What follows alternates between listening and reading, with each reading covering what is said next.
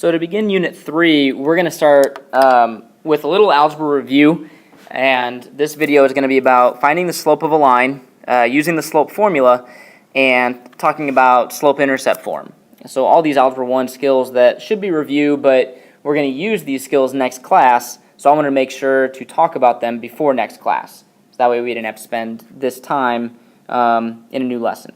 So remember, the slope of a line, all you're talking about with slope is the steepness of the line. That's all slope is. It's the steepness of a line. So a line can be very steep or it could be shallow, but that's what the slope is referring to. There's a formula to find slope. You guys know slope is rise over run, but if I give you two ordered pairs, like down here, and I say find the slope of the line that has those points, there's a formula to find it. And it's not y equals mx plus b, but it is m equals y2 minus y1 over x2 minus x1. A formula that you guys are familiar with, but you're going to subtract the y's on top and the x's on bottom, and that's going to give you your slope. And we'll talk about that and practice that here in a little bit. There are four different types of slope. Probably the first two that come to your mind are positive and negative. You can have lines that go uphill from left to right, and that has positive slope. You can have lines that go downhill from left to right. That has negative slope. And then you can have two other types of lines. You can have a horizontal line, and the slope of every horizontal line is 0. And then the other type you could have is a vertical line. And that slope is said to be undefined. So you have positive and negative, which usually people know, and then you have 0 and undefined. And the tip I give to remember what those slopes are, you could turn a horizontal line into a z for 0, and you could turn a vertical line into a u for undefined. So just a little mnemonic device to help you keep track of 0 and undefined. Slope-intercept form is probably the one that you guys remember the most, and slope-intercept form is y equals mx plus b. This is the slope-intercept form of a line. And remember, m stands for slope, and b stands for the y-intercept, where the line crosses the y-axis. So if you could find the slope of the line and the y-intercept of the line, you can write the equation of the line. The other thing you guys talked about back in Algebra 1 quite a bit was point-slope form. And we used point-slope form to write our equations in slope-intercept form. And point-slope form is y minus y1 equals m times x minus x1. This is called point-slope form, and you use this when you don't know the y-intercept, but you know another point from the line. Not necessarily the y-intercept, but some other point. You can use this form. And in this equation, x1 and y1, that's a point from the line, and then m is the slope. So again, you use this when you don't necessarily know the y-intercept, but you know a different point from the line. So let's look at some examples here. It says, determine the slope of the line that contains these points. So all I want is the slope, not the equation. So I'm going to use the slope formula. M equals y2 minus y1 over x2 minus x1. And remember, you can label points. I can name this first point x1, y1, meaning my first x, my first y, and then over here, x2, y2. And by labeling them, that helps you just show what's going to be plugged in for what.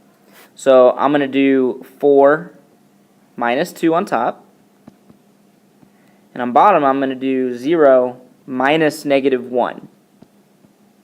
Notice I'm subtracting negative 1, and when you subtract a negative, that's a positive. So I have 2 on top, 1 on bottom. That means my slope is 2. Sliding over to the next. Here are my two y values, negative 5 and 5, so I'm going to subtract those on top. I'm going to do 5 minus negative 5, which is like 5 plus 5, over Here are my x's, the 4 and the 2. So 4 minus 2.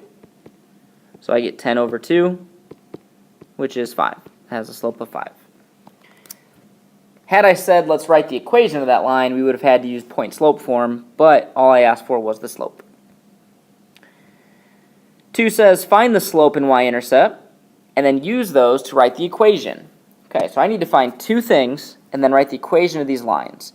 So if I want to find the slope of this line, remember slope is simply rise over run. That's what slope is. So I need to pick 2 points from this line, so the 2 points given, and count rise over run. So I'm going to go up 1, 2, 3, 4, 5, 6 over 1, 2, 3, 4, 5, 6, 7, 8. So the slope of this line is 6/8, which is 3/4. So there's my slope. The other thing I need is the y-intercept. That's the b value. That's the number where your line's crossing the y-axis, right here. So b would be 2. So I know m is 3/4. I know b is 2.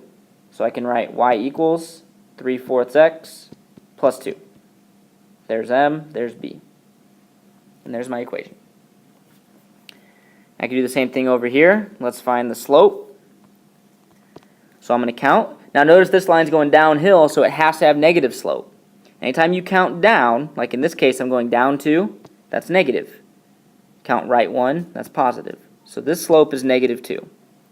My y-intercept is at negative 1. So my equation would be y equals negative 2x minus 1.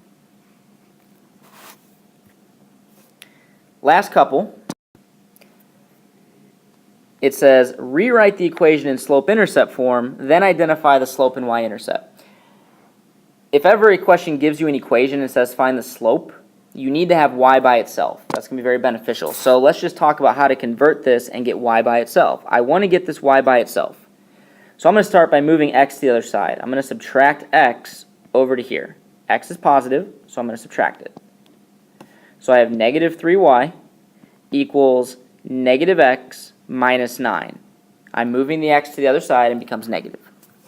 Then divide everything by negative 3. So y equals, remember there's like a 1 in front of that x. That's going to be positive 1/3 x. And then 2 negatives make a positive, so plus 3. So my slope is 1/3, and my y-intercept would be 3. But I didn't know that until I got y by itself. Last one. Again, I want to know the slope and y-intercept. So I'm going to subtract 4x to the other side. So 2y equals negative 4x minus 8. I can't combine this and this because one has an x, one doesn't. And then divide everything by 2. So y equals negative 2x minus 4. So the slope of this line is negative 2, and the y-intercept would be negative 4.